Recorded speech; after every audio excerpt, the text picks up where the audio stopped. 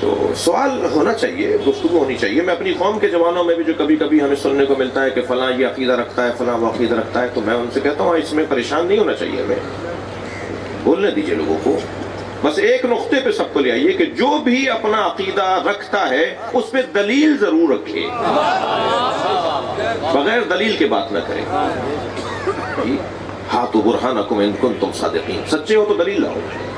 روک پر دھونس پہ میں نہیں مانتا، میں اسے نہیں مانتا، بھائی تم کون ہو؟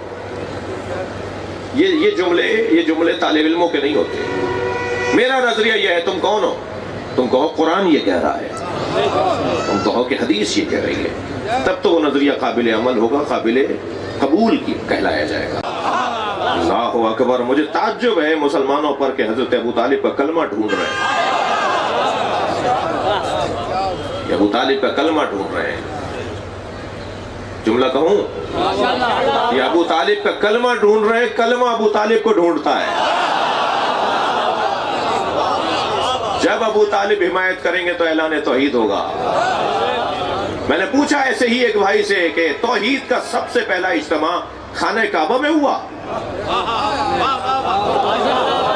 کہنے لگے نہیں۔ میں نے کہا کیوں نہیں ہوا؟ کہنے لگے وہاں بت تھے۔ میں نے کہا پھر کہاں ہوا؟ کہنے لگے ابو طالب کے گھر۔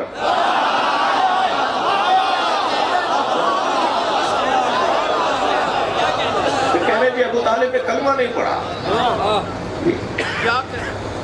لے دے کر ایک حدیث محترم معظم کتاب صحیح بخاری میں ہے کہ سرکار نے حضرت ابو طالب کی رحلت سے کچھ پہلے فرمایا کہ چچا کلمہ پڑھ لیجئے، نہیں پڑھا، پھر کہا پڑھ لیجئے، نہیں پڑھا، پھر کئی مرتبہ کہتے رہے، آخر وہ نہیں پڑھا اور رحلت فرما گئے۔ یہ صحیح بخاری کے اندر روایت ہے۔ میرے ایک دوست مفتی صاحب، ہمارا بہت تعلق ہے، میرے عزیز ہیں، مختلف رسانوں پر ان سے ملاقاتیں رہتی ہیں، مختلف فورموں پہ ملاقاتیں رہتی ہیں، غور فرمائیں گے۔ میں نے ان صاحب سے کہا، میں نے کہا مفتی صاحب، کہنے لگے جی آپ کا یہ عقیدہ کہ حضرت ابو طالب نہ صرف مومن تھے بلکہ مومنین کی لسٹ میں اس درجے پر فائز تھے کہ اگر یہ کہہ دیا جائے کہ مومنین کے مولا کے باپ تھے، تو یہ عقیدہ سالم عقیدہ ہے آپ کا، آپ صحیح کہتے ہیں، آپ کا عقیدہ ٹھیک ہے کہ حضرت ابو طالب کے ایمان کا کسی سے مقایسہ نہیں کیا جا سکتا۔ دقت فرما رہے ہیں؟ مگر ہم کیا کریں کہ صحیح بخاری کی ایک بہت معتبر کتاب کی بہت معتبر حدیث ہے، اس میں حضرت نے لکھا ہوا ہے کہ حضرت نے کلمہ نہیں پڑھا۔ میں نے کہا مفتی صاحب، ہمارے ہاں ایک قاعدہ ہے جو آپ کے ہاں بھی ہے۔ قاعدہ یہ ہے کہ اگر کوئی حدیث، توجہ ہے، اگر کوئی حدیث قرآن سے ٹکرا رہی ہو تو میرے معصوم امام نے ارشاد فرمایا فَضْرِبُوهُ عَلَى الْجِدَارِ، اسے دیوار پر مار دو، ہمارا کلام کبھی قرآن سے نہیں ٹکرائے گا۔ وہ ہماری حدیث ہی نہیں ہے۔ جو حدیث قرآن سے ٹکرائے، صریح قرآن کا حکم ہے، اس سے حدیث لڑ رہی آ کر، تو قرآن کو مانو، حدیث کو نہ مانو۔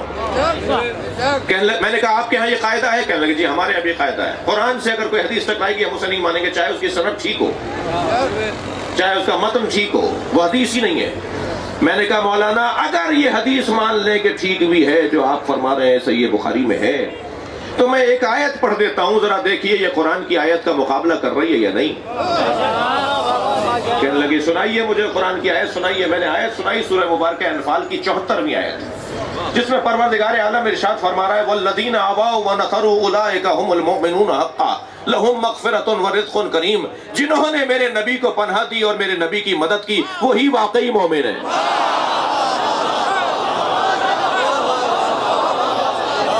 صلوات پڑھیں گے محمد و آل محمد۔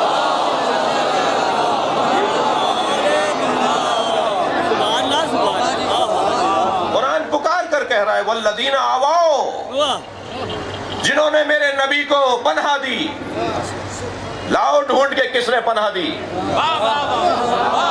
بتاؤ جگر پہ ہاتھ رکھ کے کون اپنے بیٹے علی کو بستر پہ سلاتا تھا تاکہ مصطفیٰ بچ جائے؟